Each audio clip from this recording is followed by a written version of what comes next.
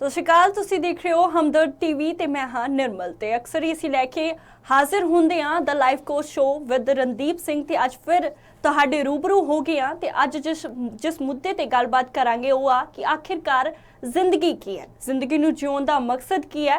ਤੇ ਸਾਡੇ ਨਾਲ ਸਟੂਡੀਓ ਦੇ ਵਿੱਚ ਮੌਜੂਦ ਨੇ ਲਾਈਫ ਕੋਚ ਰਣਦੀਪ ਸਿੰਘ ਜੀ। ਸਭ ਤੋਂ ਪਹਿਲਾਂ ਤਾਂ ਤੁਹਾਡਾ ਸਵਾਗਤ ਹੈ ਸਟੂਡੀਓ ਦੇ ਵਿੱਚ।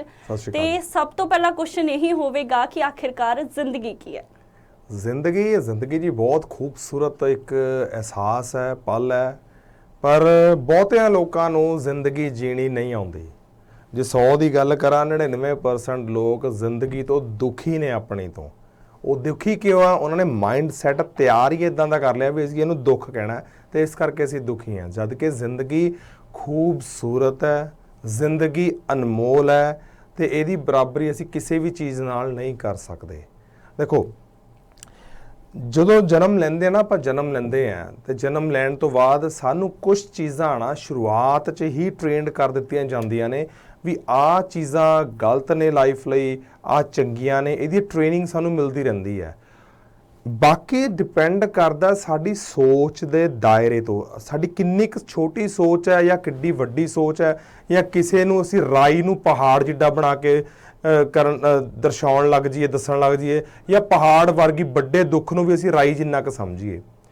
ਹੁਣ ਜੇ ਆਪਾਂ ਕੋਈ ਸਪਿਰਿਚੁਅਲ ਲੀਡਰਸ ਨੇ, ਜਿਵੇਂ ਆਪਾਂ ਗੁਰੂ ਸਾਹਿਬ ਦੀ ਫਿਲਾਸਫੀ ਦੀ ਗੱਲ ਕਰੀਏ, ਗੁਰੂ ਨਾਨਕ ਸਾਹਿਬ ਤੋਂ ਲੈ ਕੇ 10ਵੇਂ ਗੁਰੂ ਗੋਬਿੰਦ ਸਿੰਘ ਮਹਾਰਾਜ, ਫਿਰ 11ਵੇਂ ਗੁਰੂ ਗ੍ਰੰਥ ਸਾਹਿਬ ਮਹਾਰਾਜ, ਇਹ 10 ਗੁਰੂਆਂ ਦਾ ਜੀਵਨ ਜੇ ਤੁਸੀਂ ਐਕਚੁਅਲ ਦੇ ਵਿੱਚ ਪ੍ਰੈਕਟੀਕਲੀ ਤੁਸੀਂ ਸਮਝੋ ਨਾ, ਉਹਨਾਂ ਨੇ ਲਾਈਫ 'ਚ ਦੁੱਖ, ਆਪਾਂ ਕਹਿ ਦਈਏ ਦੁੱਖ ਬਹੁਤ ਆਏ ਨੇ, ਪਰ ਉਹਨਾਂ ਤੇ ਤਾਂ ਅਸਲ ਉਹ ਤਾਂ ਜੀ ਬਹੁਤ ਵੱਖਰੇ ਇਨਸਾਨ ਸੀਗੇ, ਵੱਖਰੀ ਰੂਹ ਸੀਗੇ, ਤਾਂ ਕਰਕੇ ਉਹਨਾਂ ਨੂੰ ਦੁੱਖ ਲੱਗਿਆ ਨਹੀਂ। ਇੱਦਾਂ ਗੱਲ ਨਹੀਂ ਹੈਗੀ। ਅਸਲ 'ਚ ਉਹਨਾਂ ਨੇ ਸਾਨੂੰ ਇੱਕ ਚੀਜ਼ ਕਨਸੈਪਟ ਸਮਝਾਇਆ। ਪਹਿਲਾਂ ਉਹਨਾਂ ਨੇ ਚੀਜ਼ਾਂ ਨੂੰ ਆਪ ਝੱਲ ਕੇ ਦਿਖਾਇਆ ਵੀ ਆਹ ਦੇਖੋ ਇਹ ਪ੍ਰੋਬਲਮਸ ਆਈਆਂ ਨੇ ਤੇ ਅਸੀਂ ਇਹਨੂੰ ਕਿਵੇਂ ਫੇਸ ਕਰਦੇ ਹਾਂ, ਕਿਵੇਂ ਇਹਦੇ ਵਿੱਚੋਂ ਨਿਕਲਣਾ, ਤੇ ਤੁਸੀਂ ਵੀ ਇਹ ਚੀਜ਼ਾਂ ਨੂੰ ਇੱਦਾਂ ਹੀ ਸਿੱਖਣਾ ਹੈ। ਹੁਣ ਸਾਡੇ ਕੋਲ ਕੀ ਹੈ? ਦੇਖੋ, ਬਚਪਨਾ ਹੈ, ਬਚਪਨਾ, ਜਵਾਨੀ, ਅਧਖੜ ਉਮਰ ਤੇ ਬੁਢਾਪਾ, ਇਹ 4 ਫੇਜ਼ ਹੋ ਗਏ ਜ਼ਿੰਦਗੀ ਦੇ। ਇਹ ਬਚਪਨੇ ਨੂੰ ਜਵਾਨੀ ਖਾ ਗਈ, ਬਚਪਨਾ ਦੁਬਾਰਾ ਨਹੀਂ ਆਉਣਾ ਹੈਗਾ। ਜਵਾਨੀ ਨੂੰ ਅਧਖੜ ਉਮਰ ਖਾ ਗਈ, ਜਵਾਨੀ ਦੁਬਾਰਾ ਨਹੀਂ ਆਉਣੀ। ਤੇ ਅਧਖੜ ਨੂੰ ਬੁਢਾਪਾ ਖਾ ਗਿਆ, ਅਧਖੜ ਉਮਰ ਵੀ ਨਹੀਂ ਆਉਣੀ। ਉਹ ਤੋਂ ਬਾਅਦ ਆ ਗਈ ਮੌਤ। That is journey. ਜਨਮ ਤੋਂ ਲੈ ਕੇ ਮ੍ਰਿਤਿੂ ਤੱਕ, ਮਰਨ ਤੱਕ ਅਸੀਂ ਇੱਕ ਜਰਨੀ 'ਚ ਟਰੈਵਲ ਕਰਦੇ ਪਏ ਹਾਂ, ਜਿਹਦੇ ਵਿੱਚ ਲੋਕਾਂ ਨੂੰ ਇਹ ਲੱਗਦਾ ਹੈ ਵੀ ਸ਼ਾਇਦ ਮੌਤ ਆਉਣੀ ਹੋਈ ਨਹੀਂ, ਜੇ ਆ ਵੀ ਗਈ ਤਾਂ ਮਰਨਾ ਤਾਂ ਹੈਗਾ ਹੀ ਇੱਕ ਦਿਨ, ਕੀ ਫਰਕ ਪੈਂਦਾ? ਨਹੀਂ, ਫਰਕ ਤੁਹਾਡੇ ਇੱਕ ਦਿਨ ਨਾਲ ਪੈਂਦਾ, ਤੁਹਾਡੀ ਸੋਚ ਨਾਲ ਪੈਂਦਾ। ਤੁਸੀਂ ਅੱਜ ਦੇਖੋ, ਡਿਪਰੈਸ਼ਨ ਦਿਨ ਪਰ ਦਿਨ ਵੱਧਦਾ ਪਿਆ, ਤੇ ਡਿਪਰੈਸ਼ਨ ਦਿਨ ਪਰ ਦਿਨ ਵਧਣ ਦੇ ਨਾਲ ਕੀ ਹੋ ਰਿਹਾ? ਘਰ 'ਚ ਕਲੇਸ਼, ਲੜਾਈਆਂ, ਕੋਈ ਚੰਗੀ ਡਿਸੀਜਨਸ ਨਹੀਂ ਲੈ ਪਾ ਰਹੇ ਹੈਗੇ ਅਸੀਂ, ਕੋਈ ਵਧੀਆ ਗਰੋਥ ਨਹੀਂ ਹੋ ਰਹੀ ਹੈਗੀ ਸਾਡੀ ਸਾਈਕੋਲੋਜੀਕਲ ਤੇ ਫਿਜ਼ੀਕਲ ਲੈਵਲ ਦੇ ਉੱਤੇ, ਬਿਮਾਰੀਆਂ ਨਾਲ ਘਿਰੇ ਪਏ ਹਾਂ ਅਸੀਂ, ਤੇ ਜ਼ਿੰਦਗੀ ਦਾ ਸੁੱਖ ਕਿੱਥੋਂ ਮਾਣਨਾ ਸੀ? ਅਸੀਂ ਇਹ ਕਹਿੰਦੇ ਹੁੰਦੇ ਹਾਂ। ਪਰ ਡਿਪਰੈਸ਼ਨ 'ਚ ਵੀ ਅਸੀਂ ਆਪਣੇ ਹੀ ਡਿਸੀਜਨਸ ਨਾਲ ਗਏ ਹਾਂ, ਕਿਸੇ ਨੇ ਸਾਨੂੰ ਨਹੀਂ ਪਾਇਆ ਉਹ ਚੀਜ਼ ਦੇ ਵਿੱਚ। ਜਿਵੇਂ ਦੀ ਅਸੀਂ ਸੋਚ ਕ੍ਰੀਏਟ ਕਰ ਲਈ, ਉਹਨੂੰ ਅਸੀਂ ਉਹਦਾ ਰੂਪ ਦੇਤਾ, ਉਹਦਾ ਨਾਮ ਦੇਤਾ ਵੀ ਹਾਂ ਮੈਨੂੰ ਤਾਂ ਬਹੁਤ ਸਟ੍ਰੈਸ ਹੈ, ਮੇਰਾ ਕੱਲ 50 ਲੱਖ ਦਾ ਘਾਟਾ ਪੈ ਗਿਆ, ਇਸ ਕਰਕੇ ਹੁਣ ਮੇਰੀ ਤਾਂ ਜ਼ਿੰਦਗੀ ਹੀ ਬਰਬਾਦ ਹੋ ਗਈ, ਮੈਂ ਤਾਂ ਸੁਸਾਈਡ ਕਰਨ ਲੱਗਿਆ। ਇਹੀ ਹੁੰਦਾ ਨਾ? ਜਾਂ ਮੇਰਾ ਜਿਹੜਾ ਮੇਰਾ ਪਾਰਟਨਰ ਸੀਗਾ ਉਹ ਮੈਨੂੰ ਛੱਡ ਕੇ ਚੱਲਿਆ, ਕਿਸੇ ਹੋਰ ਦੇ ਨਾਲ ਵਿਆਹ ਕਰਾਉਣ ਲੱਗਿਆ, ਇਸ ਕਰਕੇ ਮੈਂ ਲਾਈਫ ਆਪਣੀ ਐਂਡ ਅਪ ਕਰਨ ਲੱਗੀ ਹਾਂ। ਉਹ ਤੋਂ ਬਾਅਦ ਆਉਂਦਾ ਵੀ ਮੇਰੇ ਨਾ ਬੱਚੇ ਬਹੁਤ ਜ਼ਿਆਦਾ ਦੁਖੀ ਕਰਦੇ ਨੇ ਮੈਨੂੰ, ਮੈਂ ਤਾਂ ਡਿਪਰੈਸ਼ਨ 'ਚ ਹੈ, ਮੇਰੇ ਸੱਸ ਸਹੁਰਾ ਮੈਨੂੰ ਇੱਦਾਂ ਕਰਦੇ ਆ। ਡਿਪਰੈਸ਼ਨ ਵਰਡ ਨੂੰ ਤਾਂ ਅਸੀਂ ਇੱਦਾਂ ਲੈ ਲਿਆ ਜਿਵੇਂ ਨਾ ਬਸ ਇੱਕ ਕੋਈ ਵੀ ਕੰਮ ਹੋ ਗਿਆ ਉਹਦੇ ਨਾਲ ਜੋੜ ਦਿਓ ਉਹਨੂੰ, ਕੋਈ ਵੀ ਗੱਲ ਉਹਦੇ ਨਾਲ ਜੋੜ ਦਿਓ ਉਹਨੂੰ। ਸੋ ਇਹ ਚੀਜ਼ਾਂ ਮਾਈਂਡ ਸੈੱਟ ਕਰਨ ਦੀ ਜ਼ਰੂਰਤ ਹੈ। ਦੇਖੋ, ਗੁਰੂ ਸੁਖਮਨੀ ਸਾਹਿਬ ਦੀ ਬਾਣੀ ਪੜ੍ਹੋ ਥੋੜ੍ਹੀ ਜਿਹੀ। ਦੇਖੋ, ਬਾਣੀ ਗੁਰੂ ਦੀ ਹੈ, ਗੁਰੂ ਆਦਿ ਤੋਂ ਆਇਆ। ਦੇਖੋ, ਧੁਰ ਕੀ ਬਾਣੀ ਆਈ, ਤਿੰਨ ਸਗਲੀ ਚਿੰਤ ਮਿਟਾਈ, ਕਹਿੰਦੇ ਆ ਨਾ, ਗੁਰੂ ਸਾਹਿਬ ਕਹਿ ਰਹੇ ਆ ਵੀ ਧੁਰ ਤੋਂ ਆਈ। ਧੁਰ means starting from the very beginning, ਜਿੱਥੋਂ ਯੂਨੀਵਰਸ ਸਟਾਰਟ ਹੋਇਆ, ਜਿਹਨੇ ਕ੍ਰੀਏਟ ਕਰਿਆ ਦਾ ਹੋਲ ਯੂਨੀਵਰਸ, ਉੱਥੋਂ ਆਈ ਆ। ਉੱਥੋਂ ਕੌਣ ਸੀਗਾ? ਪਰਮਾਤਮਾ। ਉਹਨੇ ਇਹ ਆਪਣਾ ਗਿਆਨ, ਨੌਲੇਜ ਭੇਜਿਆ ਤੇ ਇਹਨੇ ਸਾਰੀ ਚਿੰਤਾਵਾਂ ਮਿਟਾਤੀ। ਚਿੰਤਾ ਮਿਟੂਗੀ ਕਿਵੇਂ? ਜਦੋਂ ਗੁਰਬਾਣੀ ਨੂੰ ਅਸੀਂ ਪੀਵਾਂਗੇ, ਜਦੋਂ ਦਵਾਈ ਨੂੰ ਪੀਵਾਂਗੇ। ਪੀਣ ਨਾਲ ਹੀ ਅਸੀਂ ਠੀਕ ਹੋਣਾ ਹੈ। ਦਵਾਈ ਦਾ ਨਾਮ ਰੋਜ਼ ਪੜਨ ਨਾਲ ਸਾਡੇ ਦਿਮਾਗ ਦੀ ਸੋਚ ਨੇ ਵੱਡਾ ਨਹੀਂ ਹੋਣਾ, ਸਾਡੀ ਸਾਈਕੋਲੋਜੀਕਲ ਲੈਵਲ ਨੇ ਜ਼ਿਆਦਾ ਮਤਲਬ ਕਿ ਜਿਹਨੂੰ ਕਹਿੰਦੇ ਨਾ ਉਹਦਾ ਦਾਇਰਾ ਨਹੀਂ ਵੱਡਾ ਹੋਣਾ ਹੈਗਾ। ਸੋ ਬਾਣੀ ਨੂੰ ਪੀਣਾ, ਸੁਣਿਆ ਮੰਨਿਆ, ਮੰਨਣਾ ਮਤਲਬ ਹੈ ਪੀਣਾ, ਉਸ ਗਿਆਨ ਨੂੰ ਗ੍ਰਹਿਣ ਕਰਨਾ। ਹੁਣ ਜਦੋਂ ਤੁਸੀਂ ਇਹ ਚੀਜ਼ਾਂ ਸਮਝਣ ਲੱਗ ਗਏ ਤੁਹਾਨੂੰ ਜ਼ਿੰਦਗੀ ਸੌਖੀ ਲੱਗਣੀ ਸ਼ੁਰੂ ਹੋ ਜਾਊਗੀ, ਵਰਨਾ ਤੁਹਾਨੂੰ ਜ਼ਿੰਦਗੀ ਦੇ ਹਰ ਰੋਜ਼ ਔਖੀ ਹੀ ਔਖੀ ਲੱਗੂਗੀ। ਕੋਈ ਵੀ ਕੰਮ ਕਰਨ ਜਾਓਗੇ, ਕੋਈ ਨੁਕਸਾਨ ਨਫਾ ਹੋ ਗਿਆ, ਮਿੰਟ 'ਚ ਖੁਸ਼ ਹੋ ਗਏ, ਦੂਸਰੇ ਹੀ ਪਲ ਦੁਖੀ ਹੋ ਗਏ, ਫੇਰ ਖੁਸ਼ ਹੋ ਗਏ, ਫੇਰ ਦੁਖੀ ਹੋ ਗਏ। ਇਹ ਕੋਈ ਜ਼ਿੰਦਗੀ ਤਾਂ ਨਹੀਂ ਹੋਈ ਹੈਗੀ ਵੀ ਮਿੰਟ 'ਚ ਰੋਣਾ, ਮਿੰਟ 'ਚ ਗਾਲਾਂ ਕੱਢਣਾ, ਮਿੰਟ 'ਚ ਹੱਸਣ ਲੱਗ ਜਾਣਾ। ਸੋ ਸਾਨੂੰ ਸਮਝਣ ਦੀ ਜ਼ਰੂਰਤ ਹੈ ਵੀ ਅਸੀਂ ਕਿਹੜੇ ਲੈਵਲ ਤੇ ਜ਼ਿੰਦਗੀ ਨੂੰ ਜੀ ਰਹੇ ਹਾਂ। ਬੰਦਾ ਬਚਪਨ 'ਚ ਗਲਤੀਆਂ ਕਰਦਾ, ਜਵਾਨੀ 'ਚ ਵੀ ਕਰੀ ਜਾਂਦਾ, ਅੱਧਖੜ ਉਮਰ ਤੱਕ ਉਹਨੂੰ, ਫਿਰ ਅੱਧਖੜ ਉਮਰ 'ਚ 45 ਸਾਲ ਤੋਂ 50 ਸਾਲ ਤੋਂ ਬਾਅਦ ਨਾ ਫਿਰ ਜਦੋਂ ਉਹਦਾ ਇੱਕ એનર્ਜੀ ਲੈਵਲ ਘਟਣ ਲੱਗ ਜਾਂਦਾ, ਜੋਸ਼ ਘਟ ਜਾਂਦਾ ਜਿਹਨੂੰ ਆਪਾਂ ਕਹਿੰਦੇ ਆ, ਸਰੀਰ 'ਚ ਵੀ ਕਮਜ਼ੋਰੀ ਆਉਣੀ ਸ਼ੁਰੂ ਹੋ ਜਾਂਦੀ ਹੈ, ਉਹਦੇ ਵੋਕਲ 'ਚ ਵੀ ਕਮਜ਼ੋਰੀ, ਵੀਕਨੈਸ ਆਉਣੀ ਸ਼ੁਰੂ ਹੋ ਜਾਂਦੀ ਹੈ। ਫਿਰ ਬੁਢਾਪੇ ਵਿੱਚ ਜਾ ਕੇ ਬੰਦਾ ਬੇਬਸ ਹੋ ਜਾਂਦਾ, ਫਿਰ ਦੂਸਰਿਆਂ ਦੇ ਆਸਰੇ ਜ਼ਿੰਦਗੀ ਜੀਣੀ ਸ਼ੁਰੂ ਕਰਦਾ, ਫਿਰ ਦੂਸਰੇ ਉਹਨੂੰ ਜਿਵੇਂ ਦਾ ਰੱਖਣਾ ਚਾਹੁੰਦੇ ਆ ਉਵੇਂ ਦਾ ਉਹਨੂੰ ਰਹਿਣਾ ਪੈਂਦਾ। ਕੋਈ ਰੋਟੀ ਦਵੇ ਖਾ ਲਵੇ, ਨਹੀਂ ਦਵੇ ਭੁੱਖਾ ਸੌਂ ਜਾਵੇ, ਕੋਈ ਦਵਾਈ ਲਿਆ ਕੇ ਦਿੰਦਾ ਦਵੇ, ਨਹੀਂ ਦਿੰਦਾ ਨਾ ਦਵੇ। ਹੁਣ ਇਹ ਸਾਰੀਆਂ ਚੀਜ਼ਾਂ ਸਾਡੇ ਆਪਣੇ ਕਰਮ ਆਪ ਤਿਆਰ ਕਰੇ ਹੋਏ ਆ। ਦੇਖੋ ਆਸਾ ਦੀ ਵਾਰ 'ਚ ਨਾ ਬਹੁਤ ਵਧੀਆ ਤਰੀਕੇ ਨਾਲ ਸਮਝਾਉਂਦੇ ਆ। ਉਹ ਕਹਿੰਦੇ ਆ ਕੱਪੜ ਰੂਪ ਸੁਹਾਵਣਾ, ਛੱਡ ਦੁਨੀਆ ਅੰਦਰ ਜਾਵਣਾ, ਮੰਦਾ ਚੰਗਾ ਆਪਣਾ ਆਪੇ ਹੀ ਕੀਤਾ ਪਾਵਣਾ। ਕੱਪੜ ਇਹ ਜਿਹੜੀ ਸਾਨੂੰ ਬੋਡੀ ਮਿਲੀ ਹੈ, ਇੱਕ ਫਾਰਮ ਮਿਲੀ ਹੈ। ਦੇਖੋ ਨਾ ਬੰਦਾ ਜੰਮਦਾ ਨਾ ਮਰਦਾ, ਉਹਦੀ ਜਿਹੜੀ ਸੋਲ ਹੈ, ਉਹਨੂੰ ਸਮਝੋ ਥੋੜੀ ਜਿਹੀ ਗੱਲ ਨੂੰ ਡੀਪ ਦੇ ਵਿੱਚ, ਉਹ ਸਿਰਫ ਟਰਾਂਸਫਾਰਮ ਹੁੰਦੀ ਹੈ। ਹੁਣ ਇਨਸਾਨੀ ਜਨਮ ਦੇ ਵਿੱਚ ਇਸ ਟਾਈਮ ਉਹ ਜਦੋਂ ਇਹ ਕੱਪੜੇ ਨੇ ਸੜ ਜਾਣਾ, ਖਤਮ ਹੋ ਜਾਣਾ, ਮਰ ਜਾਣਾ। ਕੱਪੜ ਰੂਪ ਸੁਹਾਵਣਾ, ਛੱਡ ਦੁਨੀਆ ਅੰਦਰ ਜਾਵਣਾ, ਮੰਦਾ ਚੰਗਾ ਆਪਣਾ ਆਪੇ ਹੀ ਕੀਤਾ ਪਾਵਣਾ। ਹੁਣ ਦੁਨੀਆ ਕੀ ਕਰਦੀ ਹੈ, ਦੂਸਰਿਆਂ ਤੇ ਦੋਸ਼ ਮਾਰਨੇ ਸ਼ੁਰੂ ਕਰਦੀ ਹੈ। ਉਹਨੇ ਐਦਾਂ ਕੀਤਾ ਮੇਰੇ ਨਾਲ, ਤਾਂ ਮੈਂ ਆਹ ਹੋ ਗਿਆ, ਇਹ ਹੋ ਗਿਆ, ਫਲਾਣਾ ਟਮਕਾਣਾ। ਪਰ ਉਹ ਕਹਿੰਦੇ ਤੇਰਾ ਆਪਣਾ ਕੀਤਾ ਹੀ ਤੈਨੂੰ ਤੰਗ ਕਰ ਰਿਹਾ ਹੈ। ਆਪਣ ਹੱਥੀ ਆਪਣਾ ਆਪੇ ਹੀ ਕਾਜ ਸਵਾਰੀ ਹੈ। ਗੁਰੂ ਸਾਹਿਬ ਕਹਿੰਦੇ ਵੀ ਤੂੰ ਆਪਣੀ ਮਿਹਨਤ ਕਰ, ਆਪਣਾ ਦਿਮਾਗ ਵਰਤ, ਆਪਣੇ ਪ੍ਰੋਬਲਮਾਂ ਨੂੰ ਸੋਲਵ ਕਰ। ਚਲੋ ਕੱਪੜ ਰੂਪ ਸੁਹਾਵਣਾ, ਛੱਡ ਦੁਨੀਆ ਅੰਦਰ ਜਾਵਣਾ, ਮੰਦਾ ਚੰਗਾ ਆਪਣਾ ਆਪੇ ਹੀ ਕੀਤਾ ਪਾਵਣਾ। ਹੁਣ ਜਦੋਂ ਤਾਂ ਦੁੱਖ ਆਉਣ ਲੱਗ ਗਏ ਫਿਰ ਤਾਂ ਰੱਬ ਨੂੰ ਵੀ ਗਾਲਾਂ, ਘਰਦਿਆਂ ਨੂੰ ਵੀ ਗਾਲਾਂ, ਦੁਨੀਆ ਨੂੰ ਵੀ ਗਾਲਾਂ, ਸਰਕਾਰਾਂ ਨੂੰ ਵੀ ਗਾਲਾਂ, ਸਭ ਨੂੰ ਗਾਲਾਂ। ਜੇ ਚੰਗੇ ਦਿਨ ਜੀ ਰਹੇ ਆ ਵੀ ਕੋਈ ਪ੍ਰੋਬਲਮ ਨਹੀਂ ਹੈਗੀ, ਵਧੀਆ ਪੈਸਾ ਲੱਠਾ, ਗੱਡੀਆਂ ਸ਼ੌਕਰਾਂ, ਫਿਰ ਮੈਂ ਆਹ ਕਰਿਆ, ਮੈਂ ਉਹ ਕਰਿਆ, ਮੈਂ ਉਹ ਕਰਿਆ। ਜਦੋਂ ਦੁੱਖ ਆਉਣੇ ਆ ਉਹ ਕਿਸੇ ਕਰਕੇ ਆਏ ਆ, ਜੇ ਸੁੱਖ ਪ੍ਰਾਪਤ ਕਰ ਰਹੇ ਆ ਤਾਂ ਉਹ ਮੇਰੇ ਕਰਕੇ ਕਰ ਰਹੇ ਆ। ਪਹਿਲਾਂ ਤਾਂ ਇਹੀ ਕਨਸੈਪਟ ਗਲਤ ਹੈ ਬੰਦੇ ਦਾ ਸੋਚਣ ਦਾ। ਫਿਰ ਮੈਂ ਕਹਿੰਦਾ we never die, we never born. Just ਸਾਡੀ ਟਰਾਂਸਫੋਰਮੇਸ਼ਨ ਹੁੰਦੀ ਹੈ, ਇਨਸਾਨ ਤੋਂ ਜਾਨਵਰ ਦੇ ਰੂਪ ਦੇ ਵਿੱਚ ਚਲੇ ਗਈ ਸੋਲ, ਉਹ ਤੋਂ ਬਾਅਦ ਦਰਖਤ ਦੇ ਰੂਪ 'ਚ ਚਲੇ ਗਈ ਸੋਲ, ਫਿਰ ਬਰਡਸ ਦੇ ਵਿੱਚ ਚਲੇ ਗਈ। ਉਹ ਡਿਪੈਂਡ ਕਰਦਾ ਸਾਡੀ ਕਰਮ ਫਿਲਾਸਫੀ ਤੇ, ਵਾਟ ਵੀ ਸੋ ਵੀ ਰੀਪ। ਜੋ ਅਸੀਂ ਬੀਜ ਰਹੇ ਹਾਂ ਉਹੀ ਅਸੀਂ ਪਾ ਰਹੇ ਹਾਂ। ਭਾਵੇਂ ਤੁਸੀਂ ਨਾਸਤਿਕ ਹੋ, ਆਸਤਿਕ ਹੋ, ਤੁਸੀਂ ਕਿਸੇ ਵੀ ਦੁਨੀਆ ਦੇ ਵਿੱਚ ਕਿਤੇ ਵੀ ਰਹਿ ਰਹੇ ਹੋ, ਕਿਸੇ ਵੀ ਧਰਮ ਦੇ ਹੋ, ਪਰ ਇੱਕ ਚੀਜ਼ ਯਾਦ ਰੱਖਣਾ, ਤੁਸੀਂ ਆਪਣੇ ਕਰਮਾਂ ਕਰਕੇ ਹੀ ਸੁੱਖ ਭੋਗ ਰਹੇ ਹੋ ਤੇ ਦੁੱਖ ਭੋਗ ਰਹੇ ਹੋ। ਆਪਣੇ ਕਰਮਾਂ ਕਰਕੇ ਹੀ ਤੁਸੀਂ ਅਮੀਰ ਘਰ 'ਚ ਜਨਮ ਲਿਆ, ਗਰੀਬ ਘਰ 'ਚ ਜਨਮ ਲਿਆ। ਆਪਣੇ ਕਰਮਾਂ ਕਰਕੇ ਹੀ ਤੁਸੀਂ ਮਰਦ ਬਣੇ ਹੋ ਜਾਂ ਔਰਤ ਬਣੇ ਹੋ। ਆਪਣੇ ਕਰਮਾਂ ਕਰਕੇ ਹੀ ਤੁਸੀਂ ਇਨਸਾਨ ਦੇ ਜਨਮ 'ਚੋਂ ਜਾਂ ਜਾਨਵਰ ਦੇ ਰੂਪ ਦੇ ਵਿੱਚੋਂ। ਸੋ ਜਦੋਂ ਵੀ ਕੁਛ ਕਰਨਾ ਹੈ, ਕੋਈ ਕਰਮ ਕਰਨਾ, ਸੋਚ ਕੇ ਡਿਸੀਜਨ ਲੈ ਕੇ ਕਰਿਆ ਕਰੋ ਵੀ ਮੈਂ ਚੰਗਾ ਕਰ ਰਿਹਾ ਜਾਂ ਮਾੜਾ ਕਰ ਰਿਹਾ। ਜਿੱਦਣ ਇਨਸਾਨ ਨੂੰ ਇਹ ਗੱਲ ਸਮਝ ਆ ਗਈ ਨਾ, ਕਦੇ ਵੀ ਉਹਨਾਂ ਦਾ ਆਪਸ ਵਿੱਚ ਕਲੇਸ਼ ਨਹੀਂ ਪਊਗਾ, ਕਦੇ ਵੀ ਲੜਨਗੇ ਨਹੀਂ, ਤੇ ਇੱਕ ਸੁਥਰਾ ਸਮਾਜ ਬਣ ਜਾਊਗਾ ਜਿੱਥੇ ਖੁਸ਼ੀਆਂ ਹੀ ਖੁਸ਼ੀਆਂ ਹੋਣਗੀਆਂ, ਜੋ ਗੁਰੂ ਗ੍ਰੰਥ ਸਾਹਿਬ ਦੀ ਫਿਲਾਸਫੀ ਦੇ ਅਕੋਰਡਿੰਗ ਚੱਲਣੀ ਚਾਹੀਦੀਆਂ ਸੀਗੀਆਂ। ਪਰ ਅਸੀਂ ਸਾਰਾ ਕੁਝ ਉੱਥੋਂ ਉਲਟ ਕਰਦੇ ਪਏ ਹਾਂ ਜੀ। ਤੇ ਰਣਦੀਪ ਜੀ, ਪਹਿਲਾਂ ਤਾਂ ਇਹ ਵੀ ਜਾਣਨਾ ਚਾਹਾਂਗੇ, ਜਿਵੇਂ ਤੁਸੀਂ ਗੱਲ ਕੀਤੀ ਕਿ ਕਰਮ ਹੁੰਦੇ ਨੇ, ਕਰਮ ਹੁੰਦੇ ਕੀ ਨੇ, ਪਹਿਲਾਂ ਇਹ ਜਾਣਨਾ ਚਾਹਾਂਗੇ। ਦੇਖੋ ਕਰਮ ਹੁੰਦੇ ਐਕਸ਼ਨਸ ਸਾਡੇ, ਗੱਲਬਾਤ ਕਰਨੀ। ਜਿਵੇਂ ਆਪਾਂ ਦੋਨੇ ਜਾਣੇ ਬੈਠੇ ਆ ਤੇ ਤੁਸੀਂ ਮੇਰੇ ਨਾਲ ਪਿਆਰ ਨਾਲ ਤੇ ਇੰਟੈਂਸ਼ਨਲੀ ਚੰਗੀਆਂ ਗੱਲਾਂ ਕਰਦੇ ਹੋ, ਪਰ ਮੇਰੇ ਮਨ 'ਚ ਕੁਝ ਹੋਰ ਆ ਤੁਹਾਡੇ ਪ੍ਰਤੀ, ਉਹ ਹੈਗਾ ਕਰਮ। ਕਿਉਂ? ਜੋ ਜੀ ਹੋਏ ਸੋ ਉਗਵੈ, ਮੂੰਹ ਕਾ ਕਹਿਆ ਵਾਓ। ਹਰ ਚੀਜ਼ ਬੜੀ ਪ੍ਰੈਕਟੀਕਲ ਤਰੀਕੇ ਨਾਲ ਗੁਰੂ ਗ੍ਰੰਥ ਸਾਹਿਬ ਜੀ ਨੇ ਸਮਝਾਈ। ਕਹਿੰਦੇ ਮੂੰਹ ਤੇ ਤਾਂ ਬੜਾ ਮਿੱਠਾ ਹੈ, ਤੇਰੇ ਮਨ ਜੋ ਜੀ ਹੋਏ, ਜਿਹੜਾ ਤੂੰ ਮਨ 'ਚ ਕਿਸੇ ਪ੍ਰਤੀ ਵੀ ਸੋਚ ਲਿਆ ਮਾੜੀ ਚੀਜ਼ਾਂ ਜਾਂ ਕਿਸੇ ਨਾਲ ਈਰਖਾ ਕਰਦਾ ਪਿਆ, ਉਹ ਵੀ ਬੀਜ ਬੀਜਿਆ ਗਿਆ। ਅਸੀਂ ਐਕਸ਼ਨਸ ਤਾਂ ਬਾਅਦ ਦੀ ਗੱਲ ਆ, ਵੀ ਮੈਂ ਕਿਸੇ ਦਾ ਮਾੜਾ ਕਰਿਆ ਉਹ ਤਾਂ ਬਹੁਤ ਦੂਰ ਹੈ, ਪਰ ਕਿਸੇ ਬਾਰੇ ਮਾੜਾ ਸੋਚਣਾ ਵੀ ਉਹ ਬੀਜ ਹੈ, ਬੀਜਿਆ ਗਿਆ, ਉਹਦਾ ਵੀ ਦੁੱਖ ਭੋਗਣਾ ਹੀ ਪੈਣਾ ਹੈ ਤੇ ਆਪਣੇ ਹੱਥਾਂ ਨਾਲ ਹੀ ਵੱਢਣਾ, ਆਪ ਹੀ ਖਾਣਾ ਪੈਣਾ ਹੈ। ਸੋ ਕਰਮ ਫਿਲਾਸਫੀ ਬਹੁਤ ਪਾਵਰਫੁਲ ਹੈ, ਇਹ ਤੋਂ ਅਸੀਂ ਬਚ ਨਹੀਂ ਸਕਦੇ। ਹੁਣ ਮੈਂ ਥੋੜੀ ਹੋਰ ਵਿਸਥਾਰ 'ਚ ਕਰਦਾ ਕਰਮ ਫਿਲਾਸਫੀ ਹੋਰ ਕਿਵੇਂ ਕੰਮ ਕਰਦੀ ਹੈ, ਜਿਹੜੀ ਇਨਡਾਇਰੈਕਟ ਵੇ ਨਾਲ। ਤੁਸੀਂ ਕਿਤੇ ਜਾ ਰਹੇ ਹੋ, ਤੁਸੀਂ ਗੱਡੀ ਪਾਰਕਿੰਗ ਚਲਾਤੀ, ਪਰ ਤੁਹਾਡੀ ਪਾਰਕਿੰਗ ਲਾਈ ਹੋਈ ਗੱਡੀ ਬਹੁਤ ਗਲਤ ਤਰੀਕੇ ਨਾਲ ਖੜੀ ਹੈ, ਜਿਹਦੇ ਕਰਕੇ ਹੋਰ 10 ਬੰਦਿਆਂ ਨੂੰ ਪ੍ਰੋਬਲਮ ਆ ਰਹੀ ਹੈ। ਹੁਣ ਜਿਹੜੇ ਉਹ 10 ਜਾਣਿਆਂ ਨੂੰ ਪ੍ਰੋਬਲਮ ਆਈ ਹੈ, ਉਹ ਵੀ ਤੁਹਾਡਾ ਕਰਮ ਬੀਜਿਆ ਗਿਆ, ਕਿਉਂਕਿ ਤੁਹਾਡੇ ਕਰਕੇ ਕੋਈ 10 ਜਾਣੇ ਦੁਖੀ ਹੋਏ ਨੇ। ਇਹ ਵੀ ਕਰਮ ਫਿਲਾਸਫੀ ਚ ਆਉਂਦਾ, ਕਿਉਂਕਿ ਅਕਸਰ ਦੇਖਦੇ ਹਾਂ ਲੋਕ ਇੰਨੀ ਗਲਤ ਪਾਰਕਿੰਗ ਕਰਦੇ ਆ, ਕਿਸੇ ਦੁਕਾਨ ਅੱਗੇ ਖੜਾ ਲੈਣਗੇ, ਕਿਸੇ ਦੇ ਘਰ ਦੇ ਅੱਗੇ ਖੜਾਣਗੇ, ਕਿਸੇ ਰਸਤੇ ਦੇ ਵਿੱਚ ਖੜਾ ਲੈਣਗੇ, ਵੀ ਆਉਣ ਜਾਣ ਵਾਲਿਆਂ ਨੂੰ ਪਰੇਸ਼ਾਨੀਆਂ ਹੁੰਦੀਆਂ ਹੀ ਹੁੰਦੀਆਂ। ਇਹ ਇਨਡਾਇਰੈਕਟ ਵੇ ਤੁਸੀਂ ਆਪਦਾ ਕਰਮ ਬੀਜਿਆ, ਜਿਹੜਾ ਕਿ ਰੋਂਗ ਵੇ ਬੀਜਿਆ। ਇਹਦਾ ਵੀ ਲੇਖਾ ਜੋਖਾ ਦੇਣਾ ਪੈਂਦਾ ਹੈ।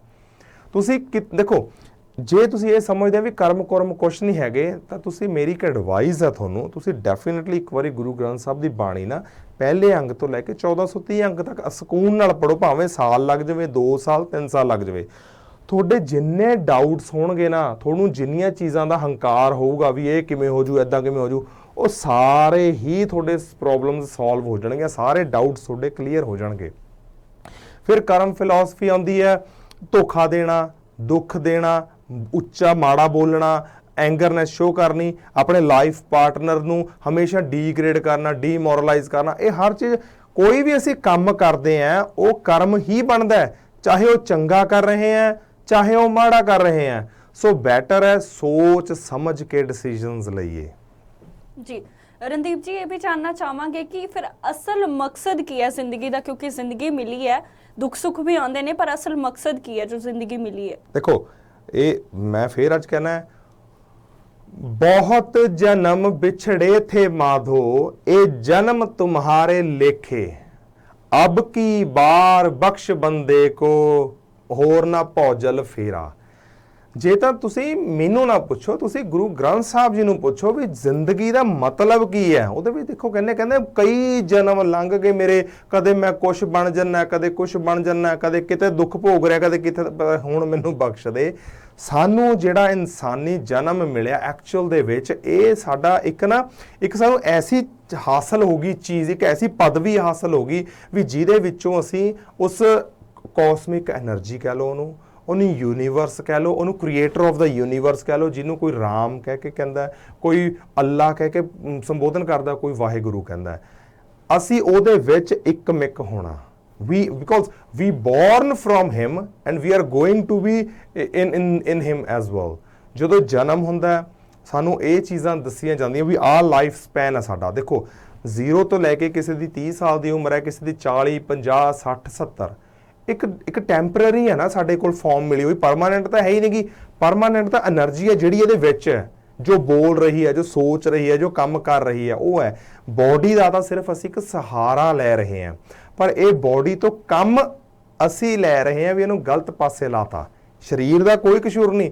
ਦੇਖੋ ਤਾਂ ਹੀ ਕਹਿੰਦੇ ਸਰੀਰ ਨੇ ਐਂਡ 'ਚ ਖਤਮ ਹੋ ਜਾਣਾ, ਇਹਨੂੰ ਅੱਗ ਲਾ ਕੇ ਫੂਕ ਦੇਣਾ ਜਾਂ ਦੱਬ ਦੇਣਾ, ਸਾੜ ਦੇਣਾ, ਨਾ ਇਹਨੂੰ ਕੋਈ ਅਸਰ ਹੋਣਾ ਹੈ ਬਾਅਦ 'ਚ, ਨਾ ਇਹਨੂੰ ਸਰੀਰ ਨੂੰ ਕਿਸੇ ਨੇ ਪੁੱਛਣਾ। ਪੁੱਛਿਆ ਜਾਣਾ ਤੁਹਾਨੂੰ, ਤੁਹਾਡੇ ਜਿਹੜੀ ਰੂਹ ਆ ਉਹਨੂੰ ਪੁੱਛਿਆ ਜਾਣਾ ਵੀ ਹਾਂ ਹੁਣ ਤੂੰ ਕੀ ਕੁਛ ਕਰਕੇ ਆਇਆ ਸੀ, ਇਹ ਸਰੀਰ ਤੋਂ ਕੀ ਕੰਮ ਲਏ ਨੇ। ਜਦ ਕਿ ਚਾਹੀਦਾ ਕੀ ਸੀਗਾ, ਵਾਹਿਗੁਰੂ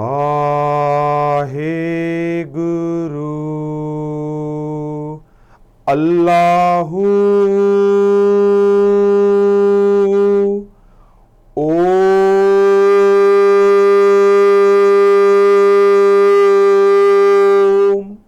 ਇਹ ਜਿਹੜੇ ਧਰਮ 'ਚ ਪੈਦਾ ਹੋਇਆ ਸੀ ਉਹ ਆਪਣੇ ਧਰਮ ਦੇ ਅਕੋਰਡਿੰਗ ਉਸ ਦੇ ਵਿੱਚ ਮੈਚ ਅਪ ਮਿਕਸ ਅਪ ਕਰਨ ਦੀ ਆਪਣੇ ਆਪ ਨੂੰ ਕੋਸ਼ਿਸ਼ ਕਰਨੀ ਸੀਗੀ।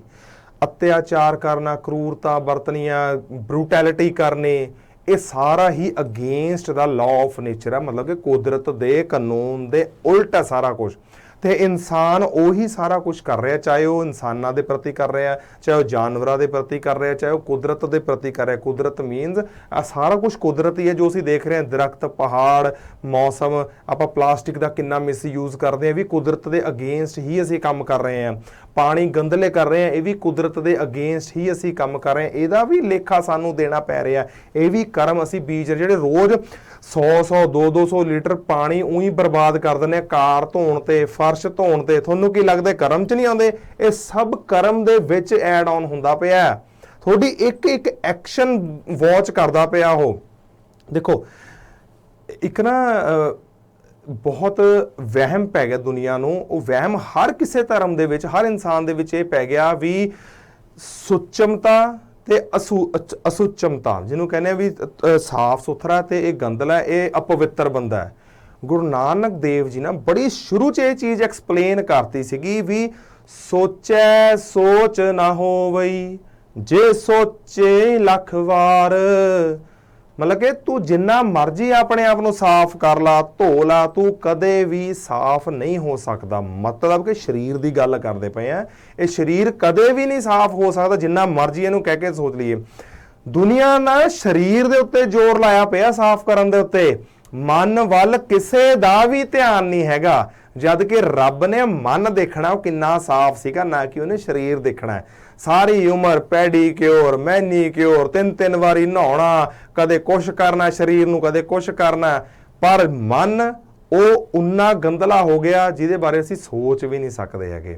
ਸੋ ਸਾਰੀ ਦੀ ਸਾਰੀ ਕਹਾਣੀ ਮਨ ਨੂੰ ਕੰਟਰੋਲ ਕਰਨ ਦੀ ਸੀਗੀ, ਮਨ ਨੂੰ ਸਾਫ਼ ਕਰਨ ਦੀ ਸੀਗੀ, ਤਾਂ ਕਿ ਜੀਵਨ ਦਾ ਮਨੋਰਥ ਸਮਝ ਆਵੇ। ਜ਼ੋਰ ਸਾਰਾ ਬਾਹਰ ਲੱਗ ਗਿਆ, ਲਾਉਣਾ ਅੰਦਰ ਸੀਗਾ। ਤਾਂ ਹੀ ਤਾਂ ਆਨੰਦ ਸਾਹਿਬ ਦੀ ਬਾਣੀ ਦੇ ਵਿੱਚ ਕਹਿਣਾ ਪਿਆ, ਏ ਮਨ ਮੇਰਿਆ ਤੂੰ ਸਦਾ ਰਹੋ ਹਰ ਨਾਲੇ, ਹਰ ਨਾਲ ਰਹੋ ਤੂੰ ਮਨ ਮੇਰੇ, ਦੁੱਖ ਸਭ ਵਿਸਾਰਨਾ। ਦੁੱਖ ਤਾਂ ਹੀ ਜਾਣੇ ਸੀ। ਤੁਸੀਂ ਪੁੱਛਦੇ ਵੀ ਦੁੱਖਾਂ ਦਾ ਕੀ ਕਰੀਏ, ਕਿਵੇਂ ਜਾਣਗੇ? ਜੇ ਉਹਨੂੰ ਸਮਝੋਗੇ, ਮਨ ਨੂੰ ਸਮਝਾਉਂਗੇ ਵੀ ਤੂੰ ਕੀ ਕਰਨਾ ਕੀ ਨਹੀਂ ਕਰਨਾ, ਤੇਰਾ ਕਿਸ ਲਈ ਜਨਮ ਹੋਇਆ ਸੀ, ਫਿਰ ਇਹ ਦੁੱਖ ਸੁੱਖ ਸਾਡੇ ਸਮਝ ਆਉਣੇ ਆ। ਵਰਨਾ ਇਹ ਸਮਝ ਤੋਂ ਪਰੇ ਨੇ ਸਾਰੇ ਇਹ।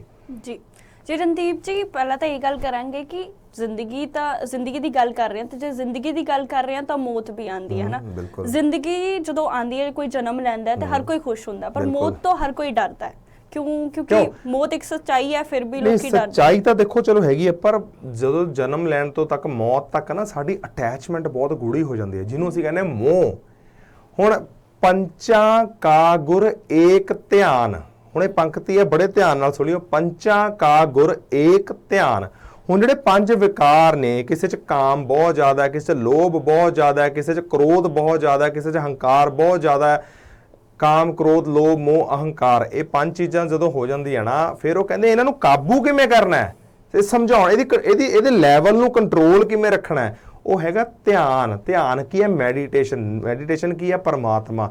ਪੰਚਾਂ ਕਾ ਗੁਰ, ਇਹਨਾਂ ਦਾ ਗੁਰੂ ਕੌਣ ਹੈ? ਧਿਆਨ। ਜਦੋਂ ਧਿਆਨ ਲਾਉਂਗੇ ਫਿਰ ਇਹ ਚੀਜ਼ਾਂ ਕੰਟਰੋਲ 'ਚ ਆਉਂਦੀਆਂ, ਫਿਰ ਤੁਹਾਨੂੰ ਲਾਈਫ ਦਾ ਕਨਸੈਪਟ ਸਮਝ ਆਊ, ਫਿਰ ਸਮਝ ਆਊਗਾ ਉਸ ਸ੍ਰਿਸ਼ਟੀ ਦੇ ਰਚਨਹਾਰ ਦੀ ਕ੍ਰੀਏਸ਼ਨ ਵੀ ਉਹ ਕੰਮ ਕਿਵੇਂ ਕਰਦੀ ਹੈ। ਹੁਣ ਐਵੇਂ ਜਣਾ ਖਾਣਾ ਉੱਠ ਕੇ ਪੁੱਛਣ ਲਾ ਦਿੰਦਾ ਵੀ ਜੇ ਰੱਬ ਹੁੰਦਾ ਤਾਂ ਆਹ ਕਰ ਦਿੰਦਾ, ਉਹ ਕਰ ਦਿੰਦਾ। ਇਹ ਉਹ ਬੰਦੇ ਨਾਲ ਅਸੀਂ ਕਿਵੇਂ ਸਮਝਾ ਦਈਏ ਜਿਹਨੇ ਕਦੇ ਧਿਆਨ ਦੀ ਅਵਸਥਾ ਨਹੀਂ ਬੈਠਿਆ, ਕਦੇ 10 ਮਿੰਟ ਨਹੀਂ ਲਾਏ, ਜਾਂ ਜਿਹਨੇ ਕਦੇ ਗੁਰਬਾਣੀ ਨੂੰ ਐਨਾਲਾਈਜ਼ ਕਰਕੇ ਉਹਦੀ ਜਿਹੜੀ ਡਿਟੇਲ ਦੇ ਵਿੱਚ ਰਿਸਰਚ ਨਹੀਂ ਕਰਕੇ ਦੇਖੀ, ਤੇ ਉਹਨੂੰ ਚੀਜ਼ ਨੂੰ ਪਹਿਲਾਂ ਆਪਣੇ ਤੇ ਇੰਪਲੀਮੈਂਟ ਨਹੀਂ ਕਰਿਆ।